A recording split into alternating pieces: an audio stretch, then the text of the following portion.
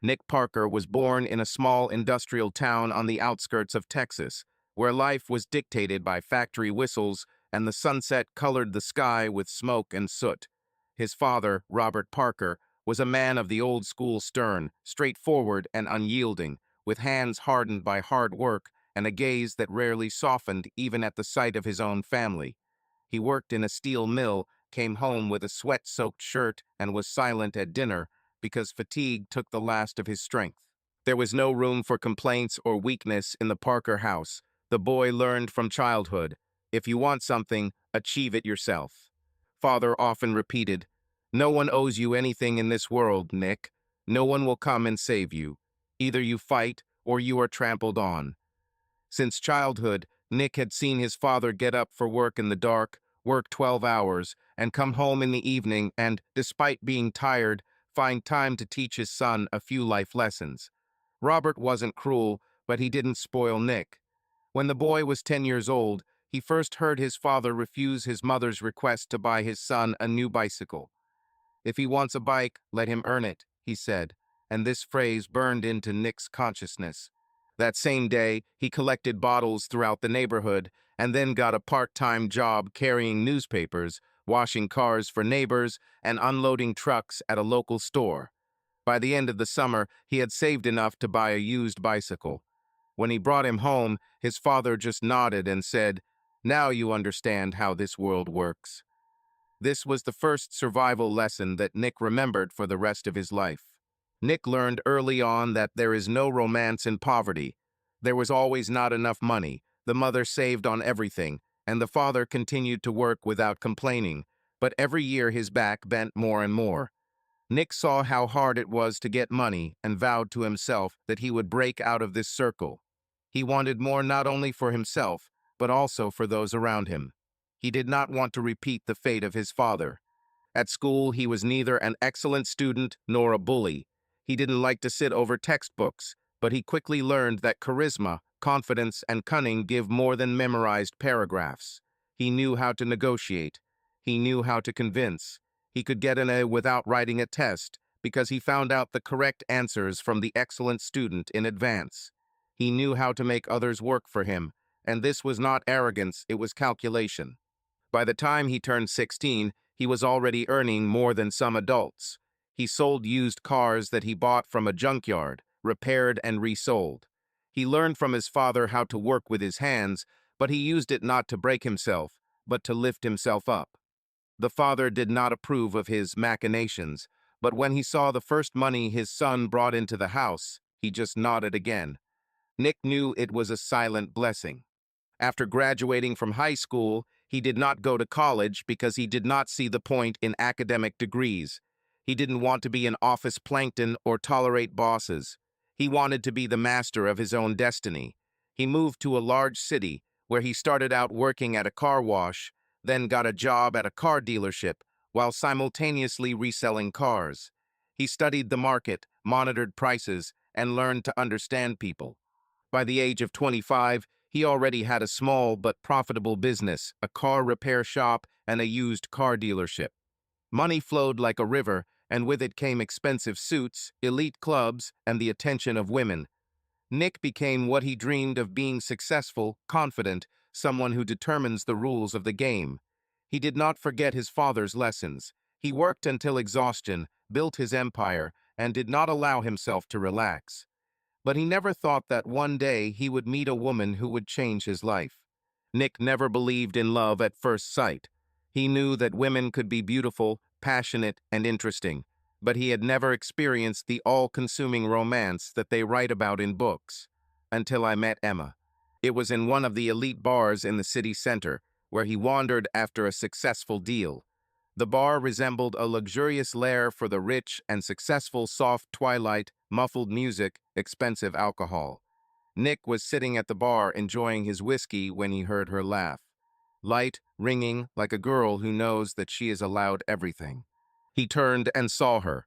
Long blonde hair fell in waves over her bare shoulders, the scarlet dress emphasized her ideal figure, and in her eyes there was something playful and predatory at the same time. She was talking with her friends, but her gaze glanced at Nick appraisingly, slightly mockingly. She knew she was beautiful, and she knew he noticed it. Bartender, more champagne. Emma's voice was soft, with a subtle hoarseness. Nick grinned, motioned to the bartender, and handed the glass to the girl. "Let me treat you to a wonderful evening and your charming dress," he said with a slight grin. Emma appreciated the audacity. She took the glass and slowly brought it to her lips, without looking away. "Are you sure you can afford such a gesture, mister?" Her lips touched a lazy smile. "Nick. Nick Parker. And yes, I'm sure. And now, can you tell me with whom I have the honor?" "Emma. Just Emma. And I'm not used to drinking with strangers." "But you're drinking," Nick grinned, watching her take the first sip. "So we're not complete strangers." They laughed, flirted, and played with words. Nick had not met a woman for a long time who could control attention so easily.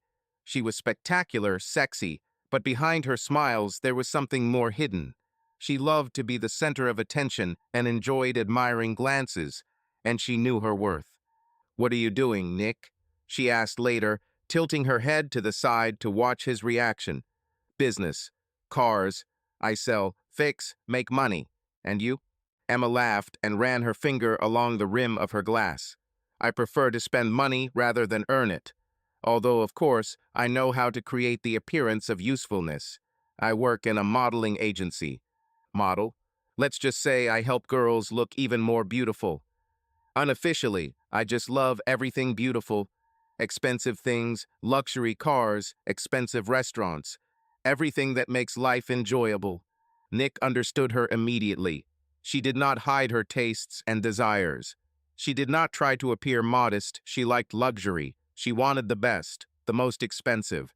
And there was something fascinating about it.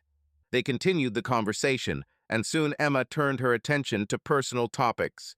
She talked about her life, her love of travel, and how she likes to spend evenings in villas with panoramic views of the ocean. Her speech was filled with ease, but Nick noticed a cold calculation in her. She knew exactly how to make an impression. At some point, Emma leaned closer, touched his wrist with her fingertips, and asked, "Do you always get to the point so quickly? I know when there's a woman in front of me with whom I shouldn't waste time." Emma smiled. "Perhaps you're right." And the next moment her lips were on his. It was not a timid kiss, something between a challenge and a promise. She was passionate, hot, and confident. Nick felt desire burning within him, but he was in no hurry. He knew that this woman would be his. Later, in his apartment, Emma acted as if they had known each other for years. She moved around the room with the grace of a predator, studying the interior, sitting down on the edge of the bed, watching him with a languid smile. They spent the night in a whirlwind of passion, leaving marks of their obsession on each other. The next morning, Emma was in no hurry to leave. She stretched lazily, looking at him with a smile. "I think I like you," she said, sliding her finger down his chest. "Oh, I thought you were just appreciating my mattress." Emma laughed and stood up, picking up her dress. "Don't flatter yourself, Parker. I'm not one to get attached quickly." As soon as the door slammed shut, the tension in the air was almost palpable. Emma stood in the shadows, looking at Nick with eyes full of fire. She wasted no time. She came close to him. Her hands slid over his chest, her nails lightly scratching through the fabric of his shirt. "Well, Parker," she whispered, "let's see how good you are when you're left without your expensive suits." Her voice sounded hoarse, defiant. Nick grinned, but before he could answer, Emma was already undoing his buttons, her fingers acting with such confident dexterity that he didn't even have time to come to his senses. She wasn't just undressing him, she seemed to be enjoying this process, savoring every movement. "Are you in a hurry?" Nick grabbed her wrists, but she twisted away, pushing him onto the bed. "No," she said with a smile, straddling him. "I just know what I want." Her dress slid down, revealing smooth skin and curves he could only dream of. The dim lighting reflected on her body, giving her an almost unearthly glow. Nick ran his hands over her thighs, feeling the heat of her skin. He wanted to take the initiative, but Emma didn't give him that chance. She leaned down, her lips touched his neck, and then his chest, leaving a hot trail behind her. Nick squeezed her hips, pulling her closer, but immediately realized that she was playing a game and he was only a spectator in it for now. She moved confidently, almost professionally, controlling every second. "You're too good at this," he breathed when her lips reached his stomach. Emma laughed, her hair tickling his skin. "Do you think you're the first man I've driven to madness?" It was a challenge, and Nick accepted it. In one motion, he turned her onto her back, pressing her into the bed, but even now she did not look defeated. She smiled, teasing him, her fingers sliding down again, igniting the fire within him. "Come on, show me what you can do," she whispered. And he showed. The night became a series of hot, passionate moments. Emma was not just a partner, she was a whirlwind, a hurricane that knew no boundaries. Nick used to consider himself experienced, but next to her, he felt like a student. Her body moved perfectly, her lips knew where to touch, her voice sounded like she was enjoying every second. As they both collapsed on the bed, exhausted, Nick looked at her with new understanding.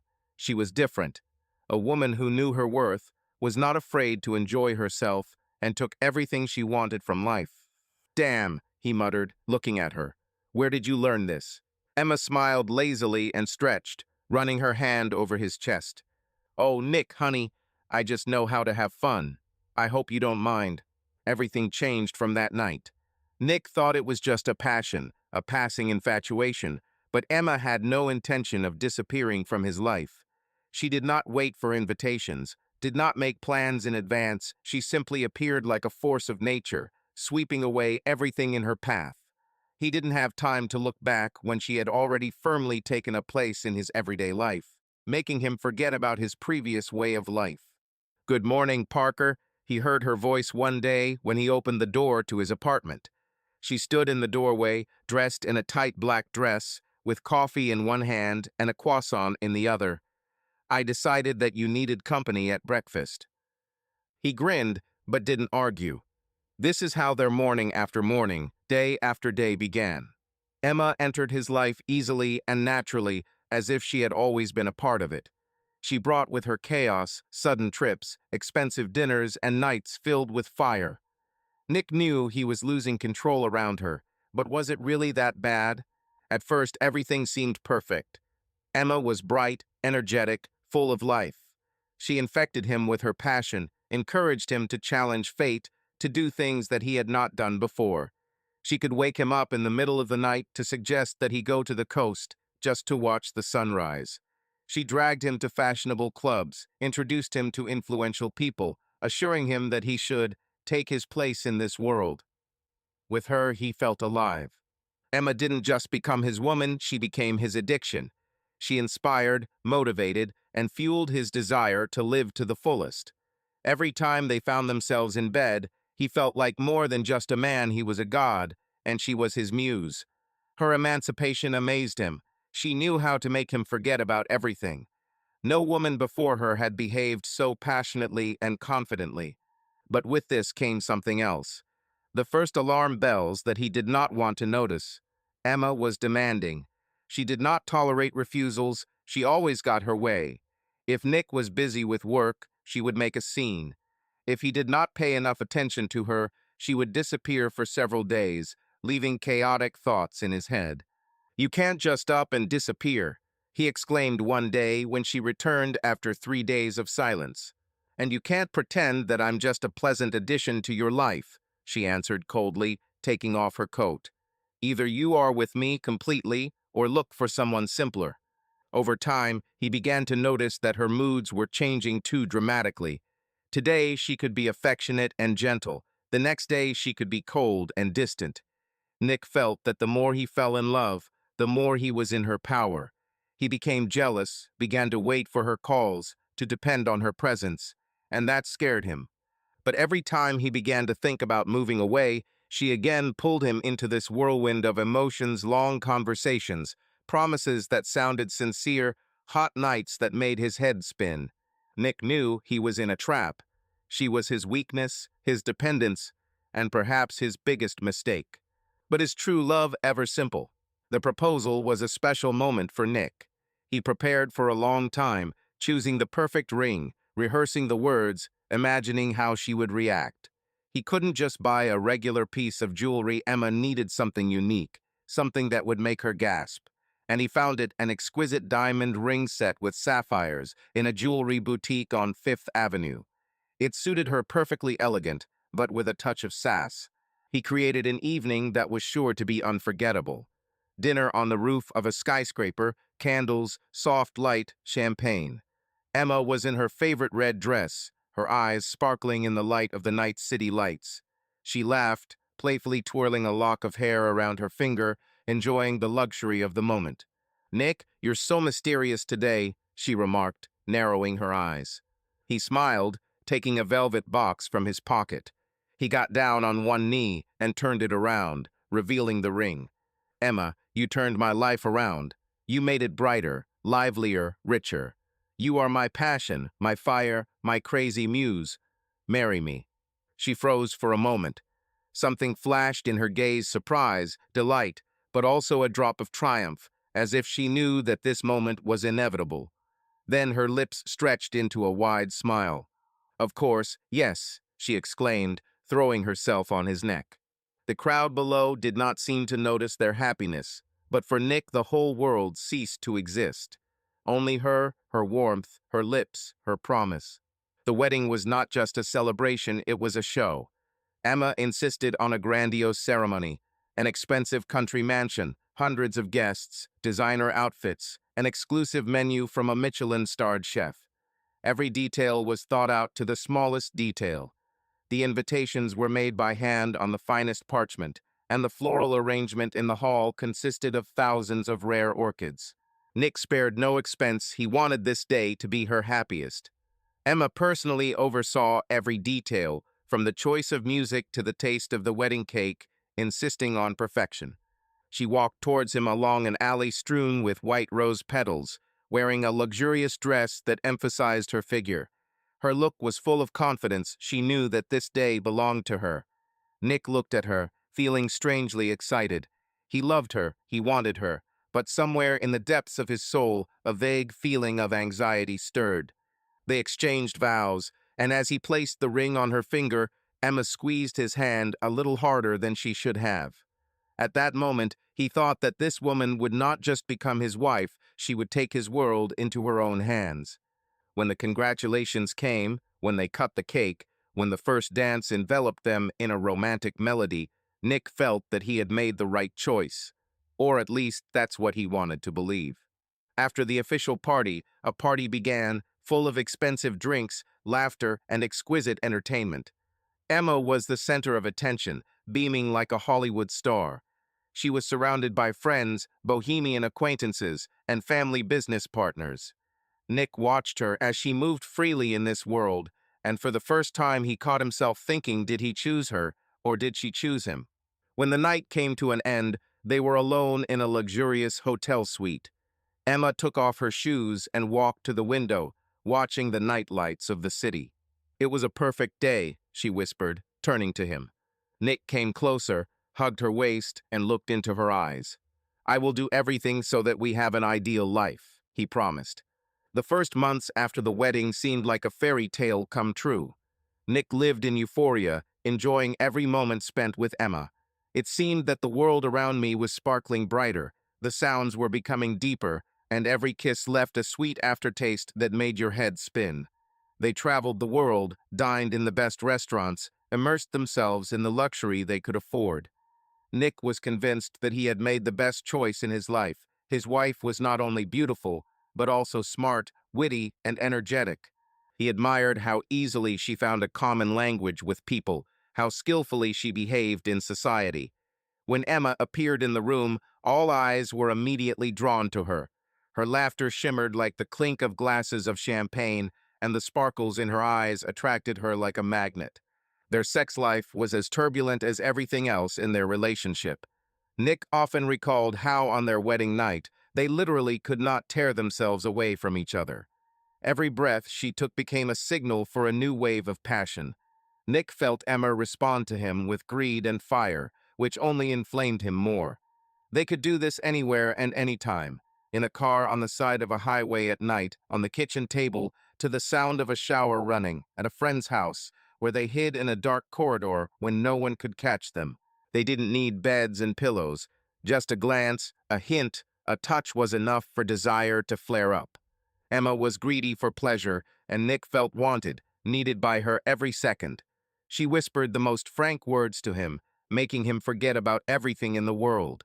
They could indulge in madness several times a day, and this seemed ideal. He found in her not only a wife, but also a lover who could ignite his primal desire.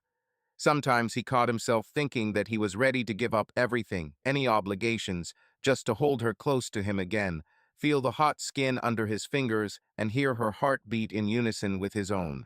After every quarrel, Emma found a way to make amends in bed. If she went too far, demanded too much, or fell into hysterics, this was soon followed by a night of reconciliation, hot, frantic, when Nick forgot about all his grievances and reproaches. She knew how to make him forgive, how to completely subjugate him, and he could not resist her. As soon as he felt the suppleness of her body, saw how she passionately squeezed his fingers, all his arguments crumbled into dust. Every night was a new flash of desire, and Nick fell into its trap again and again. However, over time, Emma began to change. Or maybe he was just starting to see the real her. What previously seemed like mild whims turned into something more persistent and merciless. She was no longer limited to flirtatious requests. Now these were demands. Her voice, so musical and bewitching, became sharper, and her smile, which once evoked awe, sometimes turned into a contemptuous grimace. It seemed that she was getting more and more pleasure, not only from passionate nights, but also from putting Nick in a dead end. If he didn't agree to another expensive trip or purchase, Emma could play out a real drama. Cold silence, accusations that he doesn't appreciate her, or tears that made him feel like the last scoundrel. Sometimes she put on a whole show, as if proving that her charm was a weapon capable of hurting and conquering at the same time. "Nick, you have to understand that I need a beautiful life," she said one evening, lazily sliding her fingers along the thin stem of a glass of wine. A mixture of reproach and impatience shone in her eyes. "You don't want me to feel left out, do you?" "Of course not," he answered, trying not to show irritation. "But we're already spending a lot of money, Emma. Maybe it's time to moderate your appetites a little." She pursed her lips, her gaze immediately darkening. "Are you serious? I'm not going to live like an ordinary housewife. I deserve better, Nick. If you can't understand this, then maybe we didn't get married in vain." These words hurt his pride. He had never heard such harsh ultimatums from her before, but now he increasingly had to give in. Nick tried to convince himself that this was temporary, that Emma was just getting used to her new life, to their marriage, but every month it became more and more difficult to ignore the alarm bells. And every month he felt more and more that he was giving her almost everything, and in return he received only moments of passion in bed and brief flashes of tenderness, which immediately faded before her new demands. She began to spend more time outside the home. If earlier she could enthusiastically wait for him from work, cook for him, or at least greet him with a kiss, now most often he came to an empty apartment, where the silence seemed echoing. Parties, trips to boutiques, meetings with friends, all this occupied her more than their family evenings.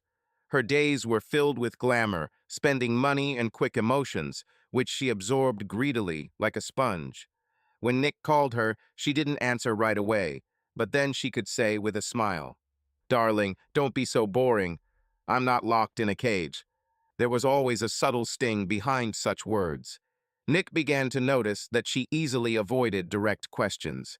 If he was trying to find out where she was late last night, she might look at him with a look of playful mockery and move the conversation to another topic, or simply say that it was none of his business. He felt uneasy at the thought that he, seemingly a thrifty and independent person, suddenly found himself in the role of a weak-willed observer, watching his wife slip away from his hands. However, in bed everything remained fiery as before. As soon as she entered the room in a tight-fitting silk robe or shamelessly took off her clothes right in front of his eyes, all anxiety disappeared. Nick felt a violent mixture of passion and despair overwhelm him. He craved her touch, forgetting all doubts, and she seemed to feel the power of this moment. She looked at him languidly, playing with the glare of light on her skin, and came closer, moving so that her every gesture exudes sexuality. He picked her up and carried her into the bedroom, where their screams and moans mixed into one whole. And every time Nick hoped that the next morning she would again be that loving, gentle Emma for whom he was ready to move mountains. But the morning overtook him with loneliness. Emma could leave without saying anything, or, smiling deceptively, declare that she urgently needs to meet with her friends. With each new day, with each new surge of passion and sobering interruption of their intimacy, Nick began to understand more and more clearly that the charm of marriage was gradually dimming. But he stubbornly tried not to notice it, as if he was clinging to the last rays of warmth emanating from their relationship. He convinced himself that he still loved her with all his heart, and that difficulties were just a temporary obstacle that they would definitely overcome together. Sometimes, left in an empty house, he remembered their first weeks after the wedding, when they woke up in an embrace, when each new day was perceived as a holiday. It seemed to him that happiness was about to return. He just had to be patient. He even tried to arrange romantic surprises for her. He bought flowers with which he decorated the entire living room, made reservations at his favorite restaurants, and suggested small trips for the weekend. But Emma only briefly appreciated his efforts and quickly switched to something else: new outfits, noisy parties, expensive gifts. "Honey, you tried so sweetly," she could say, hugging his neck after another party, when he mistakenly thought that they would spend the evening together. "But I'm so tired, I need to sleep." And he watched powerlessly as she went into their luxurious bedroom, where until recently the most ardent scenes of their passion had taken place. He remained in the living room, feeling deceived and depressed. Her words about their marriage surfaced in her memory, her threats that she would be unhappy if he did not fulfill her wishes. He was choked by the fear of losing her, as if she were not only his wife, but also an integral part of his life, which at the same time was slipping through his fingers. This is how they lived. Nick spent his days at work, trying to maintain their high standard of living. At night, he enjoyed frantic desire and short moments of intimacy, and in the morning he was left alone again. And only sometimes, peering at his reflection in the mirror, he asked himself, at what cost does this passion cost him, and is Emma trying to manipulate him, using his strongest weak point, his love for her? Every month he found less and less strength to argue with her, because any quarrel ended in another night of reconciliation. And it was becoming more and more difficult to resist her charm. He felt caught in a vicious circle. He wanted to give her everything she demanded, even more. He doubted she convinced him in bed that he was the only man she wanted. And so day after day, Nick always knew he wanted more. From a young age, he had no tolerance for mediocrity and was willing to work until exhaustion to become the best. His business did not appear out of thin air. He built it over the years, starting with small transactions, learning from his mistakes and failures. He soon created an empire, becoming the owner of a successful company selling and servicing luxury cars. Every day began early in the morning with endless meetings, negotiations, and contracts. He rarely allowed himself to rest in his world. Only those who were willing to work harder and harder than the rest won. While others dreamed, he acted. Nick was not afraid to take risks, and it paid off. His name became known in business circles, and his fortune grew every month. But with money and success came a new reality. Emma quickly got used to luxury. She enjoyed the opportunity to spend money without thinking about the consequences. Expensive jewelry, designer clothes, luxury resorts, all this has become the norm for her. "Darling, you don't mind if I buy a new bracelet, do you? It will match perfectly with the ring you gave me." She looked at him with a flirtatious smile, knowing that he would not say no. Nick got used to her whims. He believed that he could afford it, that his success should be reflected in the way his wife lived. But over time, her requests became more and more reckless. She no longer just bought things, she lived in a world where money lost its meaning. "Nick, why don't we buy a house in Los Angeles? I heard the parties there are amazing, and we could spend more time there." Her voice was light, but there was urgency in it. "Emma, do you understand that we just bought a new mansion?" He sighed heavily, putting the papers away in a folder. Maybe we should stop throwing money away for now. Well, here you are again, she pouted. You earn millions, but you behave like an accountant. Nick didn't argue. He didn't want any fights. He knew that Emma did not understand at what price this success was given to him. She saw only the external shine, but not sleepless nights, constant stress, and competitors ready to devour him at the first mistake. He built an empire, but every day he felt that he was losing control over his own life.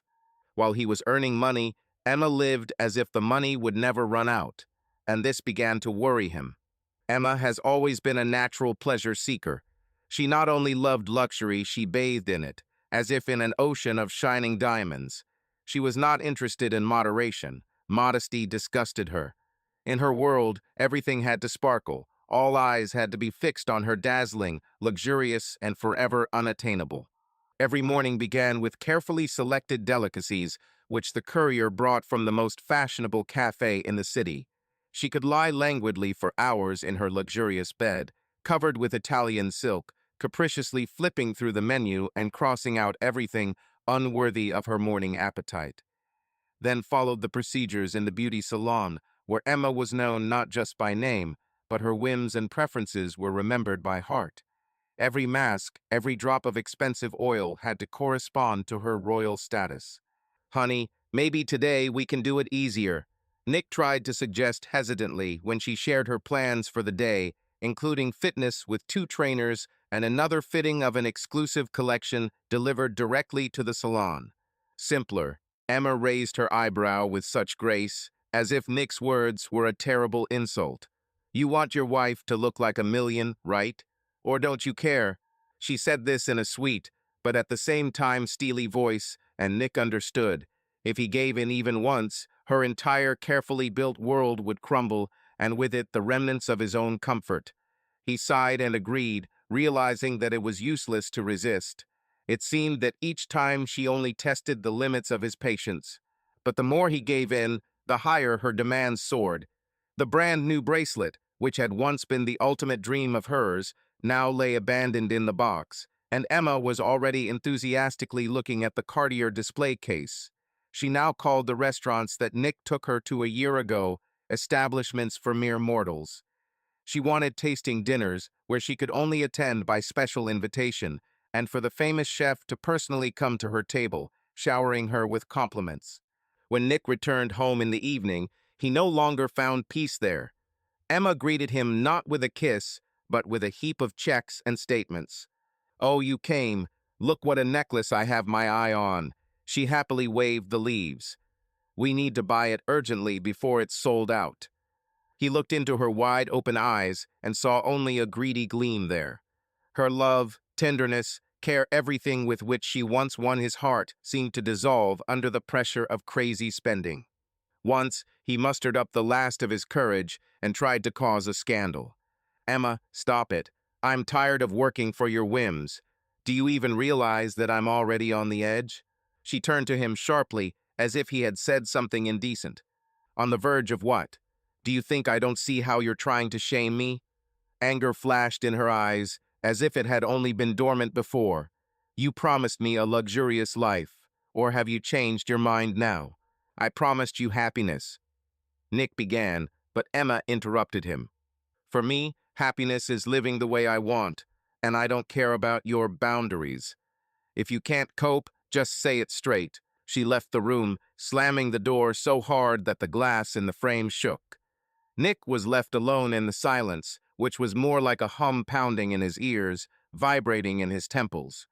For the first time he realized how deeply she was immersed in her world of endless, I want, I must be first. The next day at dinner, as they sat in tense silence, Emma suddenly reluctantly reached for her glass of wine and said in a tone that showed arrogance, I want to fly to Paris. For a week. Or 2. Let's see according to my mood. Nick gripped his fork until his knuckles turned white. I have important projects now, Emma. I need time. Time. She laughed briefly and evilly, as if he had said something stupid. You are always busy. This is not news. But my shopping doesn't wait. Either you give me your card, or I'll take the tickets myself. I don't care about your business." There was a coldness in her voice. There was not a drop of interest in him, in his experiences, in how he generally copes with all this pressure. It seemed that for her he was only a tool, a source of bottomless possibilities. Nick looked up at her and saw for the first time how alien she had become. His heart was burned by a guess. Had she ever truly loved him? Or did she only love what he could give her? At that moment, he realized that he was trying to keep not his wife, but a stranger greedy for luxury, who demanded more and more every day without giving anything in return. And this realization hit him harder than any blow, depriving him of strength and forcing him to ask himself one terrible question. Can he return the Emma with whom he once fell in love? Or has she disappeared forever into the shine of golden shop windows and the rustle of designer bags? Mike looked at Nick with open irritation. They sat at the bar, in their favorite corner by the window, where for many years they discussed everything from business to women. Today Mike was serious. His look did not bode well. "Nick, do you realize what's going on?" Mike put his glass of beer on the table and leaned closer. "This is not the first time I've been trying to hint to you, but you either don't hear or don't want to hear." "What are you talking about?" Nick took a sip of whiskey, pursing his lips tightly. He already knew where this conversation was going, and he didn't like it. "About your wife, damn it." Mike lowered his voice, but there was harshness in his words. "Emma is not who she says she is. She loves only herself. You became her bank account, her free pass to elite life. Do you really not see this?" Nick chuckled, shaking his head. "Mike, you just don't understand. She is so passionate, alive. Yes, she has her own desires, but who doesn't want to live beautifully? These are not just wishes, Nick. She spins you around the way she wants. You plow, and she only spends. Have you ever noticed that she is never around when you feel bad? Only when she needs something?" Nick froze for a second. A thought he had been pushing away for the last few months resurfaced. "You're exaggerating," he muttered, but there was no longer any confidence in his voice. Mike leaned back in his chair and grinned. "It really hurts your eyes, doesn't it? Okay, let's do it this way. How many times over the last 6 months has she suggested that you just spend the evening together, without restaurants, without shopping, without photos on Instagram? When was the last time she did something for you without asking for anything in return?" Nick was silent. Something tightened inside him. Mike continued. "Do you remember how sick you were last month? Was she nearby?" "No. She was shopping in Los Angeles." "Do you remember your anniversary? You were preparing a surprise, but she preferred a party with her friends. How many more moments like this do it take for you to understand that for her, you are just a wallet?" Nick clenched his fists. He wanted to object, to say that everything was wrong, but something inside him broke. Memories of how Emma ignored his requests, how easily she avoided conversations, filled his mind. "Damn," he whispered, for the first time allowing himself to seriously think that Mike was right. Mike nodded, looking at his friend with sympathy. "I'm not saying you should destroy everything immediately. Just open your eyes. Look at the facts. Don't live in illusion. Love is not only passion and beautiful moments. This is caring, respect. Do you get it from her?" Nick shook his head. He didn't know what to say. "Listen," Mike continued, "you don't have to break up with her right now. Just start looking at things soberly, and when the moment comes, you will understand everything yourself." Nick took a long sip of whiskey and put the glass down on the table. For the first time in a long time, his confidence in Emma suffered a serious crack. After talking with Mike, an unpleasant aftertaste settled in Nick's head. He didn't want to believe that his friend was right, but the words spoken in the bar haunted him. He tried to act as normal, convincing himself that Emma loved him, that she was not what Mike had described her as. But soon the first alarm bells appeared that were impossible to ignore. One evening, when Nick returned home earlier than usual, he noticed Emma talking on the phone in their bedroom. As soon as he entered, she abruptly ended the conversation and quickly put the phone aside. "Who was it?" he asked, looking intently at her. Emma smiled as if nothing had happened and waved her hand. "Oh, just a friend. We were discussing our shopping trip." but something in her voice seemed different to Nick than usual. Slight tension, a slightly noticeable pause before answering.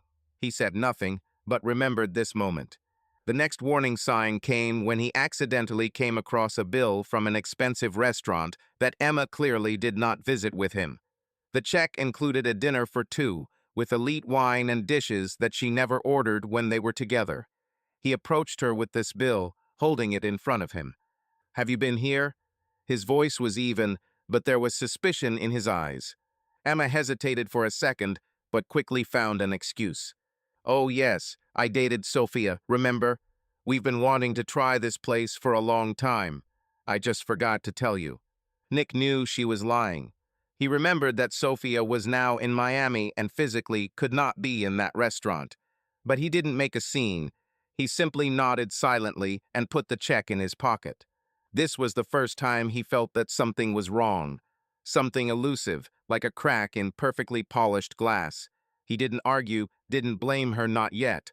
But that evening, lying in bed next to her, he wondered for the first time, what if Mike was right? He began to look at Emma differently now, noticing details that he had previously missed. Her phone, which she now more often left with a screen facing down. Her rare but strange delays outside the house. Slight irritation when he asked simple questions. Nick wasn't the type to let anyone make a fool of him. And if Emma was playing some kind of game, he was going to find out the rules and turn the board over at the right moment. Another couple of weeks passed, and alarm bells, which previously could be attributed to coincidences, turned into a system. Emma stayed out of the house more and more often, explaining this by meeting with friends, going to salons, and shopping. Sometimes she even said that she just wanted to be alone. Previously, Nick would not have paid attention to such little things, but after talking with Mike and the first obvious lie, he began to pay attention to the details. And the more he paid attention, the more clearly he saw the changes. "Darling, I thought we were going to have dinner together today," he said one evening when Emma was getting ready to leave the house. She paused for a moment in front of the mirror, adjusting her earrings, and then smiled. "Sorry, honey, I urgently need to meet with Kate. She is having a crisis in her relationship. You understand, female solidarity." "Kate again?" he asked, tilting his head. "She has a crisis every 3 days." "Well, you know her," Emma laughed lightly, kissing him on the cheek. "Constantly suffers from her men." She smelled of expensive perfume, and Nick found himself thinking that she usually didn't wear such a strong scent when she was just going out with her friends. He nodded, but something sank inside. The next day, he decided to check one of her stories. Kate called. "Hello, Kate. How are you there? Are you okay? Emma said that you met yesterday and you had some problems," he asked with his usual concern. Kate hesitated. "Emma? Yesterday? Oh, yes, we met, but not for long." She quickly ran away and said that she still had work to do. "I got it," Nick answered calmly, although everything went cold inside him. She was lying. Again. Now this has become undeniable. But despite all the evidence, he still clung to the hope that his guesses were wrong. Maybe he really became suspicious for no reason. Maybe it's just a coincidence. After all, she still smiled at him in the morning, still spent time with him, still told him that she loved him. But love shouldn't smell like lies. Nick didn't know what to do yet. He didn't want to make a scene, didn't want to look like a jealous idiot. But a storm was brewing inside him. And if Emma really was playing someone else's game, he was going to learn the rules to the end. Nick was sitting in his office, going through documents, when the phone rang. He looked at the screen. Mike. Nick rolled his eyes. After the last conversation, he wasn't ready for another lecture about his marriage. But something inside made him answer. "Yes, Mike, what is it this time?" Nick tried to sound calm, but his voice still showed irritation. "Are you sitting now?" The friend's voice was tense. "What? Yes. What's the matter?" "Nick." Mike hesitated, as if he didn't know how to say what he wanted. "Look, I didn't want to be the one to bring this shit to you, but I think there's something you need to see." Nick's grip on the phone tightened. "Speak already. I'll send you a photo now." Mike exhaled. It will say more than I can explain. The phone vibrated. Nick clicked on the message, and an image appeared on the screen. Emma. Hi, Emma. In a tight dress, with a cocktail in her hand, she sits at the bar. And next to her is a man. Tall, athletic, with a smug grin. His hand rests on the back of her chair, and she laughs, leaning closer. Too close. Nick wasn't breathing. Where did you get this? He finally asked. I was there, Nick. Mike spoke carefully. Yesterday, I saw it by accident. I thought I messed up, but it's Emma. And this is definitely not just a friendly conversation. Everything inside Nick tightened. He felt like reality was cracking, like everything he believed in was starting to crumble into dust. He wasn't naive. He wasn't one to turn a blind eye to the obvious. But he trusted Emma, loved her. I convinced myself that she wasn't like that she will never cross this line. The picture spoke for itself. You are sure? The voice was hoarse, like that of a man who had just been hit in the stomach. Yes, another one. Sorry. Nick turned off the call and sat back in his chair, staring at the photo on his phone. Everything inside was seething with anger and resentment. Damn, how could she? Thoughts gave me no rest. He introduced her in the same way, in the same dress, when she left home under the pretext of meeting with friends. He saw her eyes when she smiled at him goodbye. We'll just have cocktails and chat. Bachelorette party, her words came to mind. She was lying, and now he saw her, literally clinging to a strange man. From this very sight, Nick felt a wave of rage rising in his chest. He clenched his fists until his knuckles turned white. A veil clouded his eyes, a mixture of rage, pain, and bitterness. One single thought pulsed in my head. She is a vile traitor, damn girl of easy virtue. He never thought he could say that about her. I never wanted to stoop to insults, but now there were no other words. Your mother, Emma, came out in a whisper. All he felt was betrayal. Her laughter in the photo corroded Nick from the inside like acid. He remembered her morning kisses, the quiet, I love you, when she snuggled against him before falling asleep. And now it all seemed like a lie, empty words, a game. How many times has she done this? Is this the first time, or has she been leading me by the nose for a long time? The brain feverishly threw up new and new questions. How many times have I been blind? An idiot? He could hear his own heart beating in his ears like a hammer. Nick looked up at the featureless gray office wall. He suddenly felt cramped, stuffy, as if the walls were moving, squeezing him. It seemed that a little more, and he would explode. I wanted to throw my phone on the floor, scream, and break something to hell. But he restrained himself, although he felt everything boiling inside. Bitch, damn thing, he muttered through his teeth, quietly, but with such rage that he himself was frightened by the sound of his voice. The words came out of my throat, leaving a bitter taste in my mouth.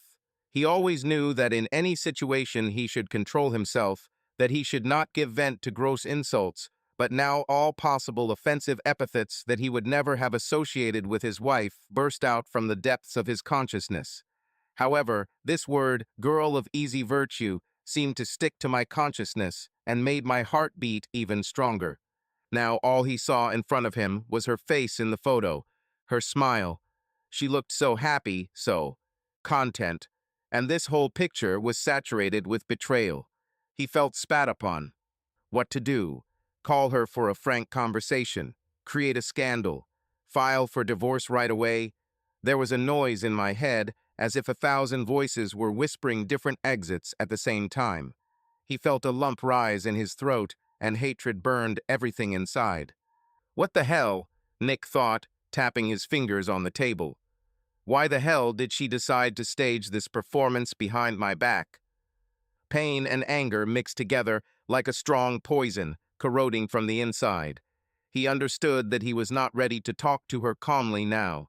The words will no longer sound kind. There will be no tenderness, only a burning question. Why? And then suddenly everything went quiet inside for a second, just a stony realization. She had betrayed him, and there is no way back to innocence, to the old gullibility. The world has finally changed, and he, Nick, will never be able to look at her the same way again. He picked up the phone and looked at the photo again, trying to make out the smallest details. Catch her gaze, find the answer in her facial expression. But all he saw was her smile addressed to a strange man. Nick exhaled sharply and threw the phone on the table in anger. "Burn everything to hell," he said, covering his face with his palms. He didn't yet know what he would do, but he knew one thing: his eyes were no longer closed. Nick was sure throwing tantrums is for the weak. He was not going to shout, sort things out, or throw accusations like a deceived boy. Instead, he put on the mask of an unsuspecting husband. When Emma returned home that evening, he greeted her as usual, kissed her on the cheek, and poured her a glass of wine. She smiled as if nothing had happened. Her movements were smooth, but he noticed something new, a slight tension in her gaze, quick glances at the phone. "How was your day, honey?" he asked, looking at her with the same warmth with which he always looked. "Wonderful," Emma laughed, throwing her bag on the sofa. Kate broke up with her boyfriend once again, so all she did all evening was complain. We had to have a cocktail or two. You know, women's therapy. She was lying. Nick knew it, but he didn't even blink. He noticed that there were new bracelets on her wrist, and the aroma of perfume was different, more rich, provocative. He said nothing, but mentally noted every detail. He didn't ask unnecessary questions, didn't show the slightest bit of suspicion. A hurricane raged inside it, but outside it was an icy surface. The next day, he began to act. He checked the call history on the shared tablet. The number she often called was not saved in his contacts. He went into her wardrobe and saw 2 new dresses that she hadn't talked about. These were little things, but the truth was made up of such little things.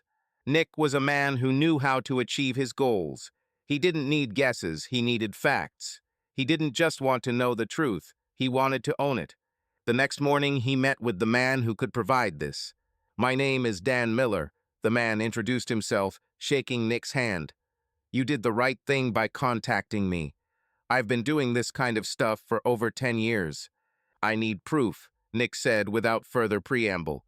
"Photos, videos, meetings, calls, anything that can confirm or refute my suspicions. Money is not a problem." Miller nodded, looking at him appraisingly. "Then tell me everything you know. Who is the object of observation? Where does she go? Does she have regular excuses?" Nick didn't hesitate. He told everything about Emma's delays, strange phone calls, lies about her friends, about the photo Mike sent. He knew the truth was out there, he just needed to bring it to light. "I'll start today," the detective said, taking notes. "In a couple of days, we will have the first report." "That's not enough," Nick said firmly. "I need to know not just the facts, but her entire route, her habits, her behavior when she thinks no one is seeing her. I want to know everything." Miller looked at him carefully and nodded. "Understood. We'll set up surveillance. There will be a full report: who she meets, where she goes, what time she returns home. If she's lying, we'll be the first to know." Nick nodded, shaking his hand. 3 days have passed. 3 agonizing, long days of waiting. Nick couldn't sleep, couldn't concentrate on his work, couldn't get the possible scenarios out of his head. He knew the answer was close, but did he want to hear it? The phone vibrated. Message from Miller. "We have what you need. Meet me at 7 p.m. in my office." Nick pressed the gas pedal and rushed through the evening city.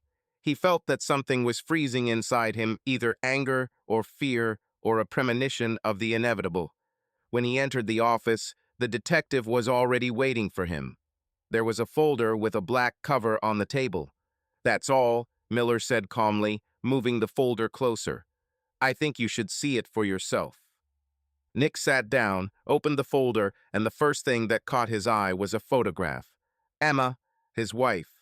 This sneaky, lying bitch. She sat at the bar, laughing, with her hand on the man's forearm. The next photo is of them walking out together, he leading her by the waist. Then a kiss in the car. And then Jaden, his personal trainer. Tall, cocky, young bastard. The same guy Nick trusted. Everything was buzzing in my head. Pain throbbed in my temples. He couldn't move. Eyes darted from one photograph to another. They kissed in the elevator, and then they entered the hotel. The last photo was taken through the window of the room. Emma, half naked, sat on the bed, her hair disheveled, her expression relaxed and content. Nick's world collapsed. Bitch, dirty, greedy creature. She used it.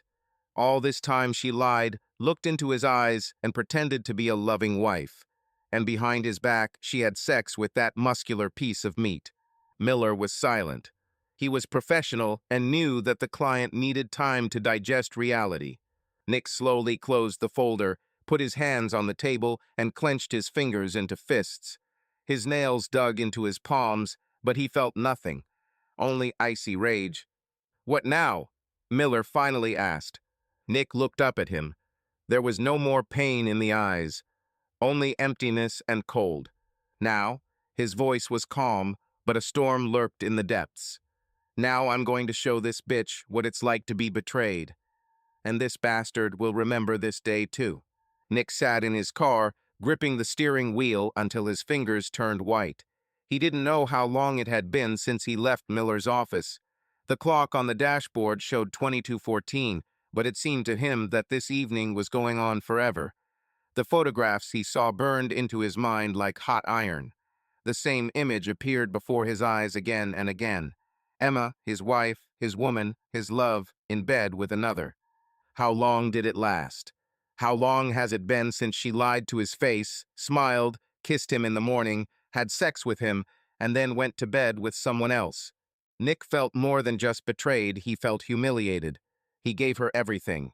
Money, home, protection. He idolized her, put her above himself, and now, she turned out to be an ordinary, corrupt creature. An emptiness grew in my chest, but it did not bring relief.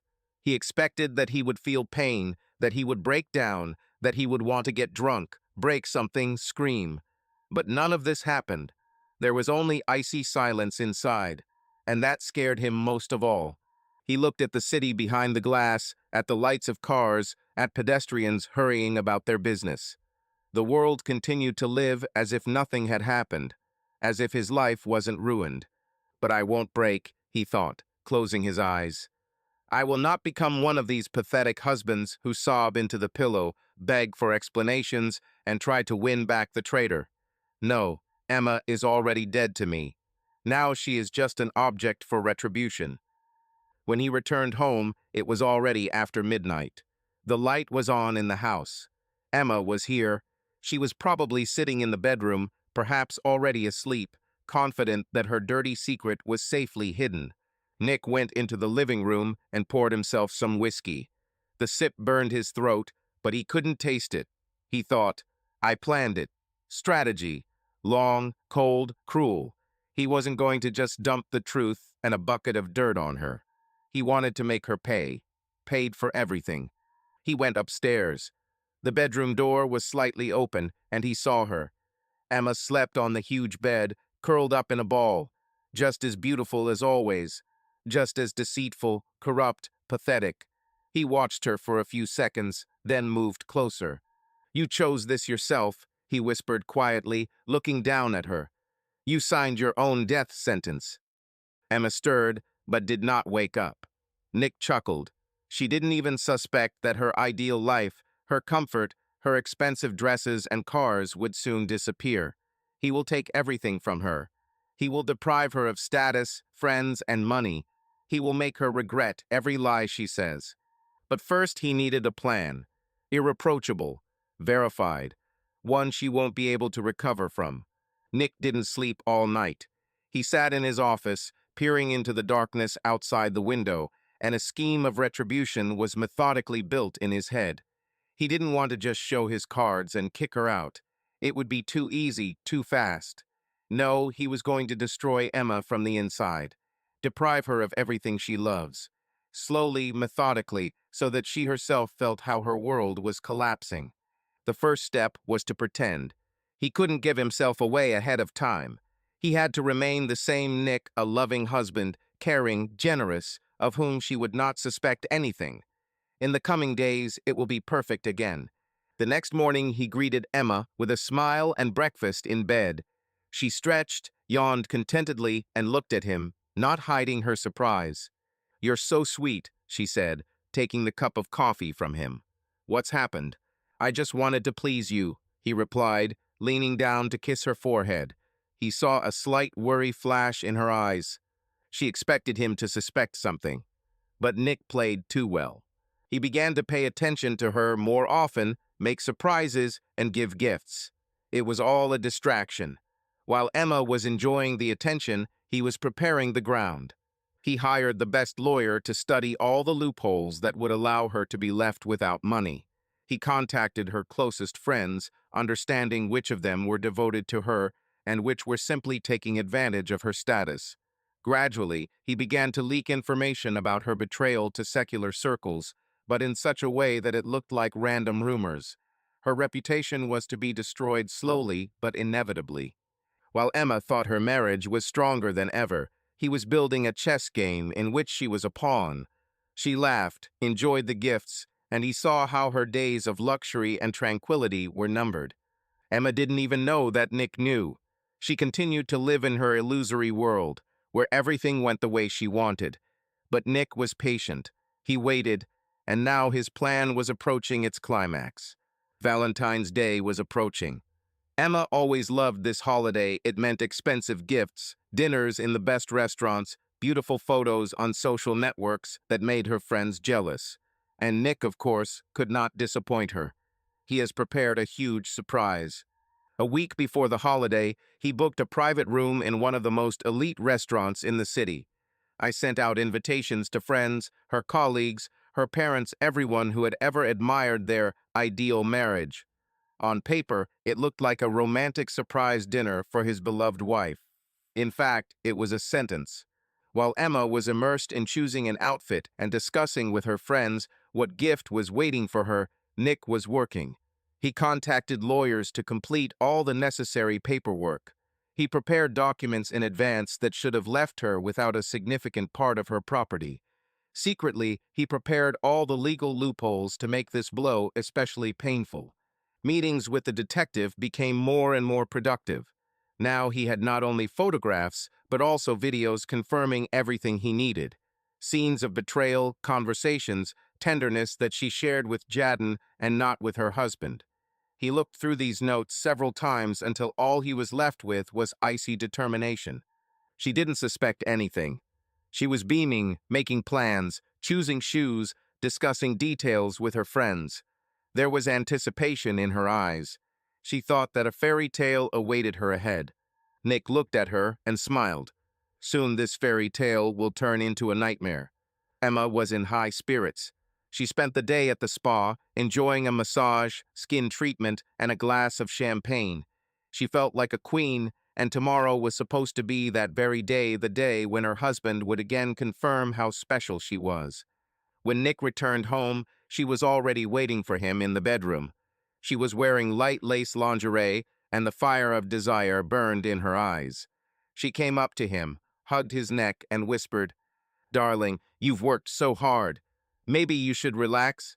She ran her hands over his chest and slid her lips to his neck. Her body pressed against him, soft, warm, but instead of the usual excitement, Nick felt only disgust. He knew where she was. He knew in whose arms she lay, whose lips kissed her a few days ago. The thought of touching her filled him with disgust. He said softly, pulling away. "Sorry, but I have wild headaches." The day was too hard. Emma frowned, but quickly pulled herself together. "Head?" She tilted her head and looked at him carefully. "You never complain about a headache." "Yes, but today I'm just exhausted." He put on a tired smile, rubbing his temples. "Give me some time, maybe later." Emma pouted her lips displeased, but did not insist. "Okay," she said, running her finger over his chest. "But I expect that tomorrow you will compensate me for this refusal." She smiled and kissed him on the cheek, and then headed to the bathroom. Nick exhaled slowly. He knew this wouldn't be the last time he'd have to avoid her. But he could not afford even the slightest weakness. Not a single mistake.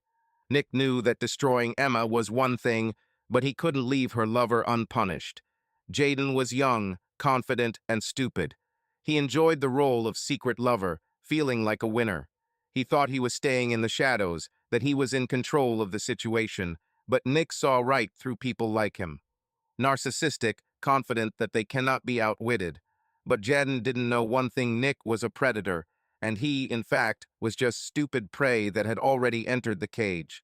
Nick started simple. He ordered an anonymous message for Jaden containing one of the photographs taken by the detective. A shot of Emma leaving the hotel, her hair disheveled, a smile on her face reflected in the glass of the door. The text was short. "Do you really think that you're her only one?" The message was sent at a convenient time late in the evening, when Emma was at home and Jaden was probably resting after training. Nick imagined him opening the message, looking at the photo, and his confidence starting to crack. The first drops of doubt were already dripping into his consciousness, turning into an icy lump in his stomach. The next day, Nick accidentally ran into Jaden at the gym. He was impeccably calm, even friendly. His voice sounded evenly, without a hint of aggression, but every word was laden with poisonous bait. "You know, Jaden," he said, sitting down next to him on the bench, "I often think that naivety is the stupidest mistake you can make in life." Jaden frowned and tensed. Nick saw concern flicker into his eyes. "What are you talking about?" he asked. "Just thinking," Nick shrugged. "Women know how to lie, you know, especially those who are used to getting everything they want. They'll tell you exactly what you want to hear, but should you trust them? Are you hinting at something?" Jaden's voice became a little sharper. He was already nervous, and that's what Nick needed. Nick chuckled, shook his head, and patted him on the shoulder. "Relax, guy. Just think about it. Sometimes it's better to look a little deeper before believing every word." The next day, Nick continued the game. He sent the anonymous message again, but this time it included another photo of Emma in a parking lot, standing next to another man. It didn't matter who it was. Nick knew that jealousy was doing its job. The text was laconic. "Are you sure she's telling you the truth?" Jaden got his ego blown again. Nick imagined him starting to doubt, reviewing messages from Emma, trying to compare the timing of her words with real events. Confidence for people like Jaden was built on a sense of control, and Nick began to take that control away, instilling in him the idea that he was just another fool in her game. On the third day, Nick made a move that finally undermined the ground under his lover's feet. He sent Emma a message from someone else's number, purchased in advance for this purpose. "I miss you, baby. When will we see each other again?" The message came to her right during her meeting with Jaden. Nick didn't even need to be there to imagine the reaction. He knew that Jaden would look at her phone, that he would see a message, that she would start mumbling something incomprehensible, getting out of her way. But the seed had already been sown. Emma stood in front of the bedroom mirror, carefully applying her makeup. Her hands moved confidently, with precision brought to the point of automatism by years of caring about her appearance. Today was an important day, Valentine's Day, and she knew Nick had something special in store. He was always so caring, so predictably generous. Every year he arranged something incredible for her: expensive restaurants, jewelry, romantic trips, and this year everything should have been no worse. She chose a red dress that hugged her figure and emphasized all her assets. It matched perfectly with the sapphire earrings Nick had given her a year ago. She spent the whole day preparing: a morning visit to the beauty salon, massage, manicure, hair styling. Her skin glowed, her hair fell softly to her shoulders. She was sure that tonight Nick would melt in front of her again, look at her with adoration again. She glanced at the phone. Time 18:45. Nick was supposed to pick her up at 7 p.m. Her heart beat in anticipation. She walked slowly around the room, glancing at her wardrobe. Maybe compliment the look with a new bracelet, or take that Chanel clutch bag. She smiled, imagining how Nick would see her tonight. He won't be able to resist. She was sure of it. The phone vibrated. Message from Nick: "I'll pick you up in 10 minutes. Ready?" Emma smiled. Of course she's ready. She is always ready for such evenings. She quickly adjusted her lipstick, ran her palm over the smooth fabric of her dress, and headed downstairs, where the driver was waiting for her. When the car stopped in front of an upscale restaurant, Emma froze for a second. She didn't know what to expect, but the place looked expensive and secluded. She loved establishments where the waiters knew each guest by sight, and the tables were covered with snow-white tablecloths. Nick met her at the entrance. He was elegant, calm, and gallant. Everything was as she liked. Everything went according to plan, or so she thought. When Emma entered the restaurant, she expected to see a quiet, secluded corner, decorated especially for the two of them. Maybe candles, rose petals, a bottle of expensive champagne. But instead, something completely unexpected opened before her eyes. The hall was full of people. Her parents, colleagues, friends, all those who admired their ideal marriage, who for years saw them as an exemplary couple. They sat at beautifully set tables, smiling and talking to each other. Several people had already noticed her and were waving and greeting. Emma froze in place, her heart lost its usual rhythm. She was expecting an intimate dinner, but instead she found herself the center of attention. Something was wrong. She didn't remember Nick talking about any big celebration. Why did he gather all these people? Nick stood next to her, holding her hand. His face was calm, but a strange, elusive shadow was hidden in his eyes. "Surprise, darling," he said softly, leaning towards her ear. "I thought that such a day should be special. After all, everyone who knows us should share this moment with us, right?" Emma smiled tightly, trying to hide her inner anxiety. Her palms became damp. She didn't know what to say.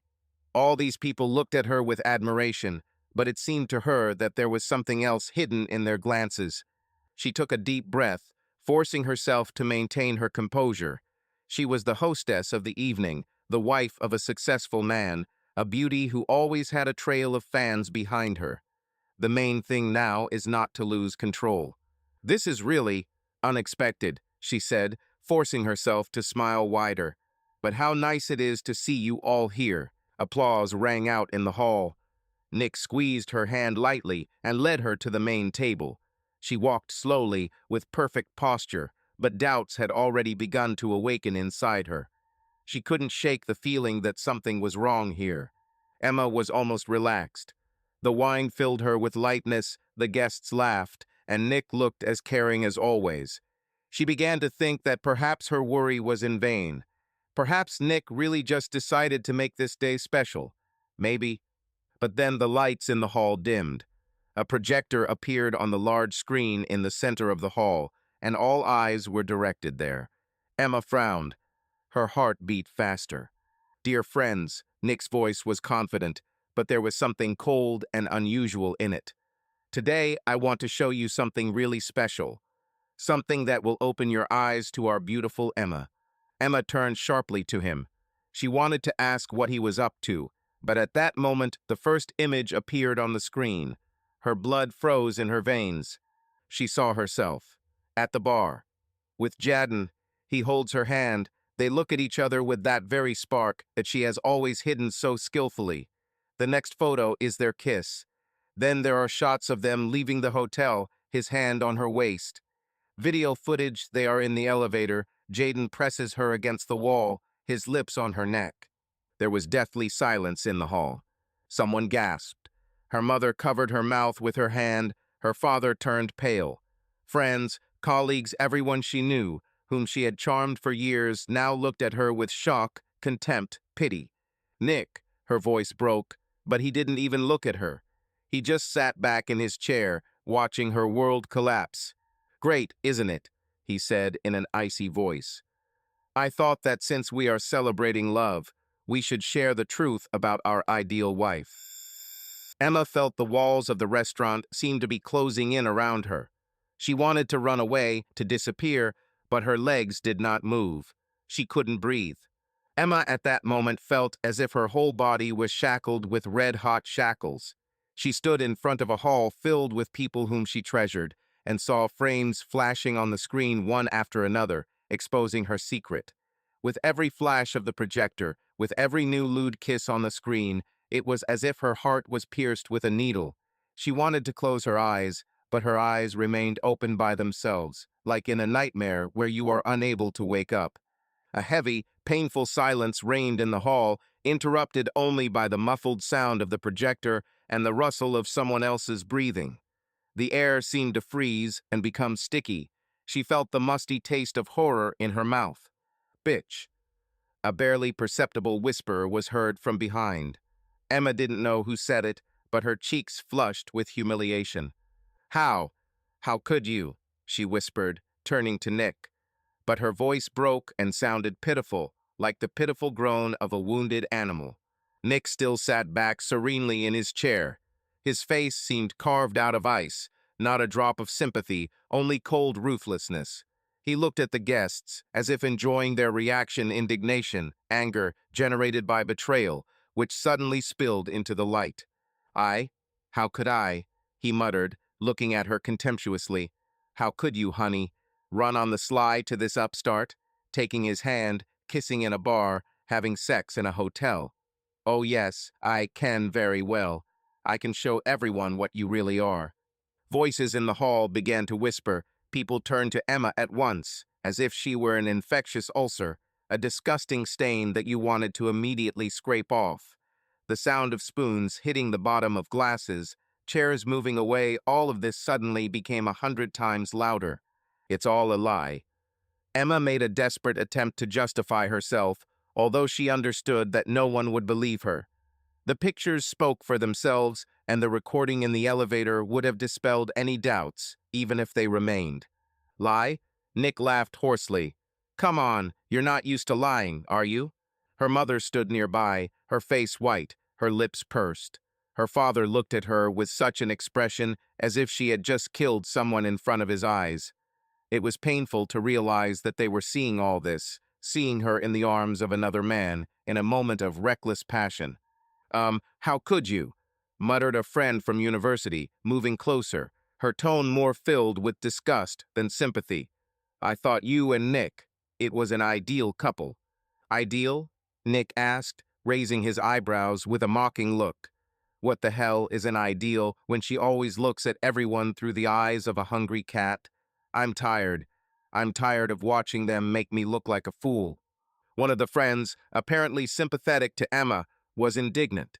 Nick, maybe we should talk in private. Don't do that. In public. But Nick only curled his lips, as if he was going to spit out this thought along with his anger. No, let everyone see the truth. He stood up, and Emma felt his impressive height and willpower pressing on her with an unbearable weight. I put up with her games for many years. She kept lying to my face, and I closed my eyes because I loved it. Or maybe he was just afraid to be alone, and now that's enough. Let the public give you what you deserve. Look, he squinted, turning to the audience. You always liked attention, right, dear? Emma couldn't help but sob, covering her face with her hands. She felt completely naked, torn, as if her heart had been pulled out and thrown into the dirt for everyone to enjoy. Nick called her the most vile names, and people accepted these words so eagerly, as if they were finally allowed to penetrate her darkest secret. Tell me, Nick, is Jaden here? A mocking voice was heard from the crowd. Did you invite him too? Nick chuckled, a harsh blush playing on his cheeks. Oh, he will definitely receive an invitation to the next performance. You have no doubt about it. Stop it. Emma tried to grab his hand, but he pulled her away as if she were a leper. Shut your mouth, he hissed in her ear, and such hatred splashed in his voice that she shook. It's better for a disgrace like you to remain silent now. Tears flowed down her cheeks. She sniffed, trying not to burst into tears at the top of her voice. My eyes burned, my throat was so painful. Inside, everything protested against this public execution, but she could not find the strength to utter a word in her defense. The whole world literally testified against her. So, ladies and gentlemen, Nick continued, raising his voice, like a host announcing the climax of the show, we have already seen how our model wife spends her leisure time. I hope you all enjoyed this little movie. He glanced at Emma again. And remember, baby, his words hit like a slap in the face, this is just the beginning. I have other videos, more juicy details, which I will kindly provide to your parents, friends, colleagues.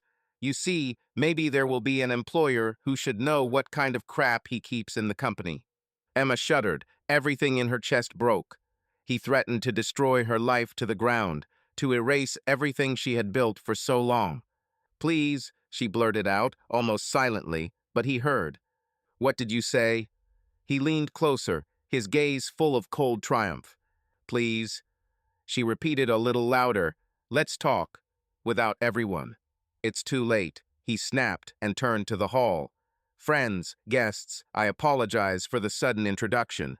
I think this is the best time to end the holiday. I think we all now know who we were entertaining and honoring, and there is certainly no reason to drink to pure and eternal love." The crowd began to disperse, some embarrassed, some with a face twisted with indignation, and some with vile curiosity, barely holding back a grin. People were whispering, nervously looking from Nick to Emma and back. Those who called her friends were now afraid to even get close, so as not to get dirty in the shame that poured on her from the screen and from the lips of her husband. "How could you, Nick?" was suddenly heard nearby. His sister, a woman with dark hair, tried to stop her brother. This is too much. Why humiliate her like that in front of everyone?" "Sister, you don't understand anything," he retorted, throwing her hand away. "This hypocrite made an idiot out of me for years, and I turned a blind eye. I'm tired of everything." His voice carried the chilling determination of a man for whom there is no turning back. Emma, staggering, moved towards the exit, intersected by condemning and mocking glances. Her head was ringing, it was hard to breathe, it seemed like another second, and she would collapse on the floor. Her eyes were filled with tears, and her heart was pounding so hard that it almost burst. At the very threshold, someone in the crowd suddenly couldn't stand it and shouted loudly after her. "Rubbish, a girl of easy virtue, like being hit with nails in the chest." Every word cut, opened old wounds, multiplied the feeling of guilt and shame. She felt her father's gaze on her. He was filled with such bitterness and disgust that it became simply unbearable. She didn't even dare say anything to him. Nick, standing in the middle of the hall, looked at her back. And Emma understood. He was pleased with the result. He got his revenge. He made her feel the darkest, most searing agony he could think of. When Emma staggered out into the dark street, the air seemed a little fresher to her, but that made it even more cruel. She didn't know where to go. I wanted to hide in the deepest hole, disappear, cease to exist. Everything she had, her reputation, close people, at least some kind of stability, was destroyed in one devilish moment. And now only Nick's creepy, evil laughter thundered in her thoughts, to the accompaniment of vile whispers and curses rained down on her. Tears flowed uncontrollably, flooding her neck, staining her dress, but she didn't care anymore. It seemed that her whole life was tearing her apart, and no salvation was visible ahead. Chapter 25, Signed and Delivered. Emma burst into the house, slamming the door behind her. She was barely breathing, her heart was pounding in her chest, and her tears were smearing her flawless makeup. She had never felt so humiliated. What should have been a perfect evening turned into her personal hell. She threw the clutch on the floor and, with trembling hands, took off her shoes, trying to recover. All she wanted at that moment was to hide from judgmental glances, from the whispers of guests, from Nick's cold, merciless gaze. But he was already waiting for her. Nick sat in a chair in the living room, calmly sipping whiskey. He looked relaxed, as if this evening was just a normal one for him. There was an envelope on the coffee table in front of him. When Emma entered, he looked up at her. "You've finally come," he said in an even, cold voice. Emma froze. Her body tensed and her lips trembled. "Nick, I—" She didn't know what to say, but he didn't give her the chance to speak. "Sit down," he pointed to the chair opposite. She didn't move. Then he took the envelope and slowly placed it on the arm of the sofa. "This is your ticket to a new life, Emma." His voice was icy. "Divorce papers. Everything is already arranged. You don't get anything. No house, no cars, no money. Everything you loved so much is now out of your reach." Emma stared at the documents, not believing her eyes. "Nick, you can't." Her voice broke. She stepped forward, but he raised his hand, stopping her. "Oh, I can, and I already did." He finished his whiskey and stood up. I've let you take advantage of me for too long. It's over now. Emma sank heavily into a chair. Her hands were shaking and tears were still rolling down her cheeks. Nick stood in front of her, crossing his arms over his chest, and looked as if in front of him was not a living woman, but an empty place. You can't just erase me from your life, she whispered. We had a marriage. Love. Love? Nick let out a short, hard laugh. There was no compassion or pity in his gaze, but only cold, icy contempt. Stop calling it love. It was a farce. You squeezed everything you could out of me, like the last parasite, and did it with a smile on your face. Emma gripped the armrests of her chair until her knuckles turned white. She tried to say something, but Nick didn't give her a second. Look at you, he muttered with disgust, pointing at her disheveled hair and smudged makeup. A pathetic, smeared doll that I once considered beautiful. Do you know what I see now? A pompous doll who only knows how to beg for gifts, money, and attention. He took a step closer, and Emma involuntarily shrank as if from a blow. Did you think that I would always be your endless wallet? His voice trembled with suppressed anger. You thought you could use me, trample on my dignity, treat my money as if it were your own. His words hit harder than any slap. Nick, I don't. She tried to justify herself, but he interrupted her with one short wave of his hand. Shut up, he barked so loudly that Emma flinched. I'm sick and tired of your lies and your fake smiles. How sorry I am that I was once so blind that I did not see your essence. But now everything has become clear. You are no one else here and there is no way to call you. Nick leaned over her, an angry flame flashing in his eyes. Tomorrow morning your things will be sent to the hotel, he said coldly, as if he was passing a sentence on her.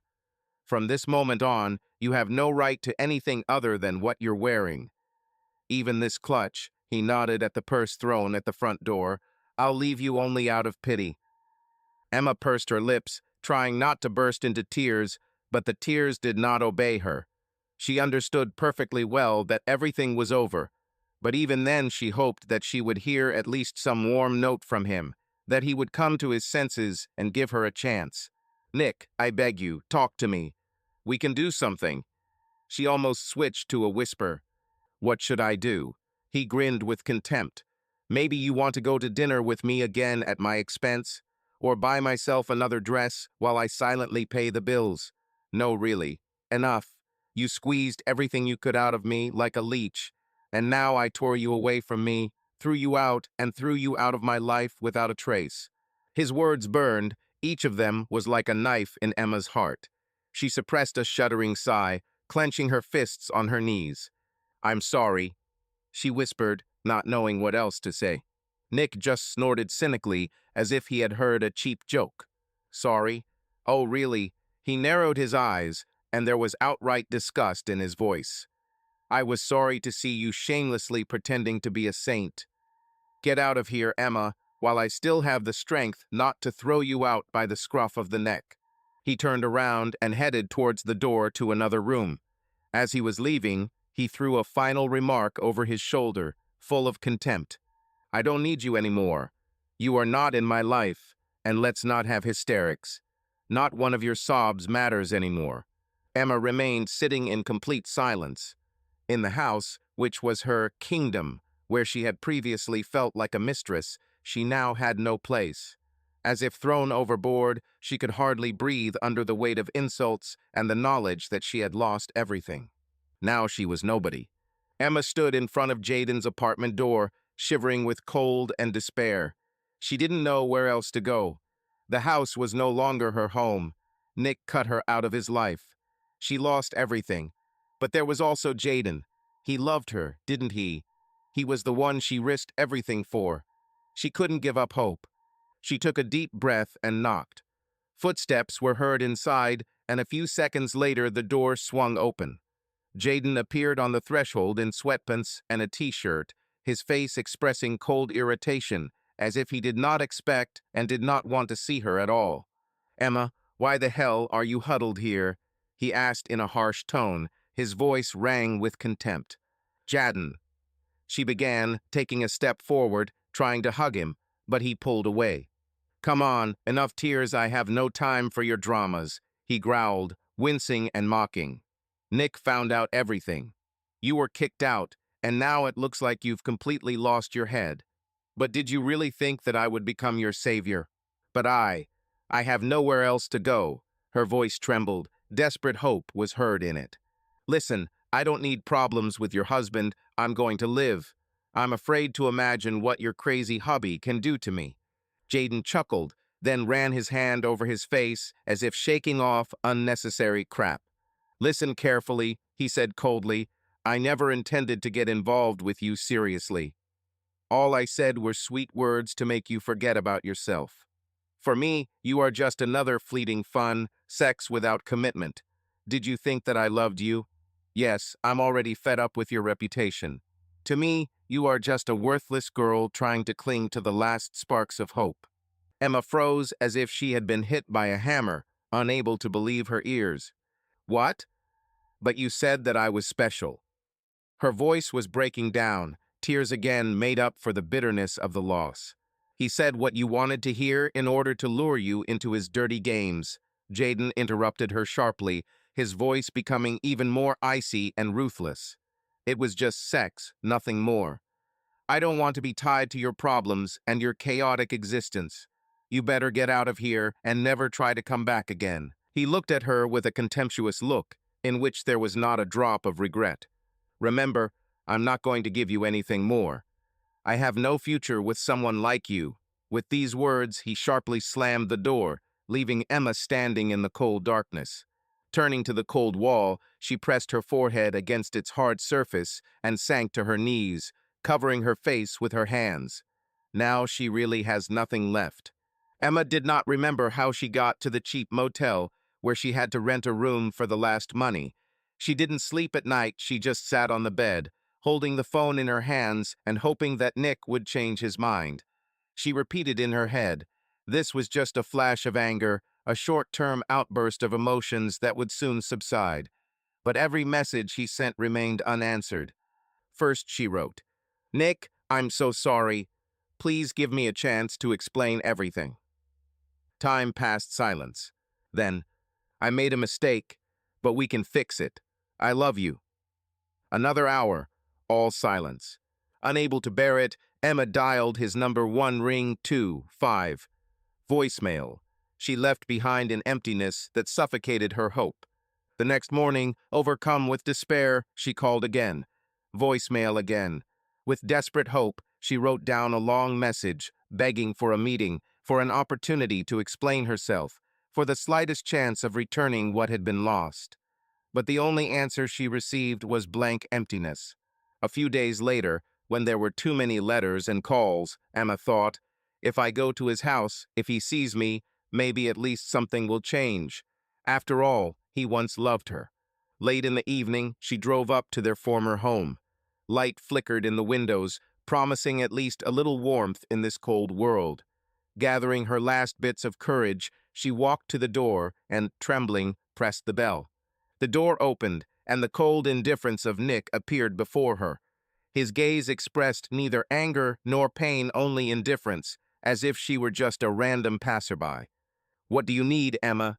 His voice sounded distant, as if she were an obsessive shadow from the past.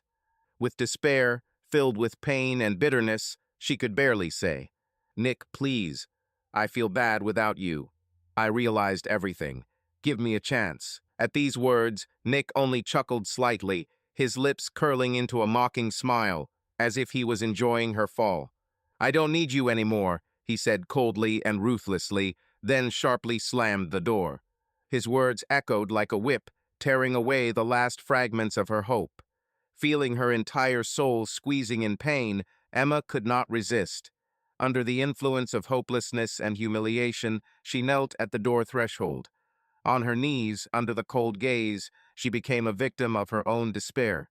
Her voice, filled with trembling and undisguised pain, echoed along the dark corridor. "Please, Nick, I beg you, give me at least one chance. I will do anything." But Nick only raised his eyebrows contemptuously and said mockingly, Do you really think that your tears and pleas can change anything? Look at you, Emma. You have become nothing more than a pathetic shadow who will never earn my forgiveness.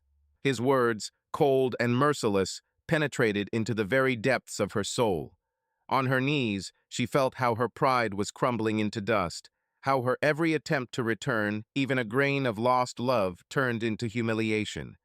Nick, like a demon, enjoyed this moment. His voice became more and more icy. You're on your knees, Emma, and that reflects the truth of who you have become. All that's left is a pathetic attempt to regain what was lost, but you can never get back what I had. Go back to where you came from and never try to come into my life again. These words, like the last blows, completely destroyed her. Kneeling at the threshold, surrounded by cold darkness and merciless contempt, Emma felt that her world was completely collapsing. At that moment, she realized that she had lost. She had lost not only him, but also herself, and nothing could bring back what was lost. A year has passed. Nick didn't even notice how quickly time flew by. He had completely closed the chapter with Emma and was now living the life he wanted. No lies, no betrayal, no pain. Everything that once seemed familiar was now a distant memory. He met Kate in his office. She was his assistant, smart, beautiful, kind. Unlike Emma, Kate did not demand luxury, attention, or admiration. She was real, and with her next to her, Nick felt like he could trust again. They spent many evenings talking about life, about the past, about dreams. Nick realized with surprise that for the first time in a long time he felt at ease. Without the fear of being deceived, without the feeling that he owes something to someone, Kate accepted him for who he was. Her kindness and sincerity became his salvation. Valentine's Day, the same day that a year ago became a symbol of betrayal for him, and now the beginning of a new life. Kate sat opposite him in the restaurant, her eyes shining with happiness. She was wearing a pale blue dress, and her hand lay on her slightly rounded stomach. They were expecting a child, their child. For Nick, it was a miracle. He didn't know that he could love again, trust again, dream again. But Kate showed him that love is not pain or betrayal. This is trust, warmth, and understanding. Are you happy? She asked, smiling. Nick took her hand, squeezing her fingers gently. More than ever, he replied. He remembered how he was a year ago, devastated, crushed, deceived. He didn't believe he would ever be able to smile sincerely again. But now, looking into Kate's eyes, he knew that everything that happened was not in vain. He found her. They found each other. Who would have thought that this day would become special for me again? Nick said quietly. It once brought me pain, but today has become the day when I am grateful to fate for everything that happened. Because without my past, I wouldn't have met you. Kate ran her fingers over his cheek, her eyes filled with tenderness. Sometimes you need to relive the past to find your true happiness, she said. They remembered all those days when they doubted, were afraid that they would not be able to create something strong and bright. But every day spent together only strengthened their confidence in each other. They shared memories, laughed at little things, and dreamed of a future that would include their home, their family, their child. Somewhere far away, in a tiny, cheap apartment, Emma was sitting alone. Without a husband, without money, without friends. She lost everything. In her hands was an old photograph of their wedding day. Tears dripped onto the photo, blurring the colors of the past. She wanted to turn back time, but it was too late. Nick looked at Kate, full of life, hope, love, and realized how free he was now from the pain of the past. He raised his glass of champagne and said quietly, "For a new life." Kate supported his toast with a smile, their glasses touching each other with a quiet ringing sound. They drank not only to the birth of a child, but also to the birth of a new chapter without deception, without regrets, without old grievances. And at that moment, Nick realized that he would no longer associate Valentine's Day with betrayal. Our love, he added, looking into Kate's eyes, is the most priceless thing that could happen to me. And let this Valentine's Day forever be proof that even after the darkest night, the dawn always comes. Deep down, Nick felt that he had finally found the very harmony that he had only dreamed of before. and with it came a sincere understanding. Everything in this life happens for a reason. Even the most bitter lessons prepare us for new happy moments. On this special evening, he mentally thanked the past year for all the losses and disappointments. After all, they were the ones that led him to true happiness. And Valentine's Day for him now symbolized not a broken heart, but a new, pure love that blossomed at the most unexpected moment. Their hands intertwined in a warm embrace, and at that moment they both knew everything was not in vain. And today, on Valentine's Day, they were ready to start a new story in which there would be no place for pain and betrayal, only love and faith in the best. For love that heals and transforms, said Nick, feeling joyful excitement in his chest. Subscribe to our channel so that your love doesn't cheat on you, and go ahead and listen to the next story, because this story is nothing compared to the next one. If you're under 18, don't even think click to the next one.